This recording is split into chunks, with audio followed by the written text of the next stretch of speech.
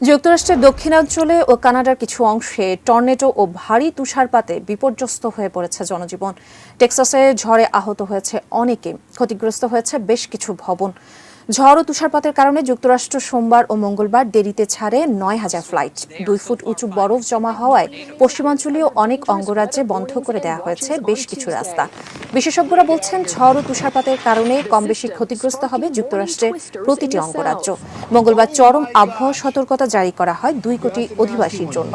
এদিকে কানাডার Saskatchewan, Manitoba সহ বেশ কিছু প্রদেশে ভারী তুষারপাত ও প্রচণ্ড ঝড়ের কারণে বিপর্যস্ত হয়ে পড়েছে জনজীবন।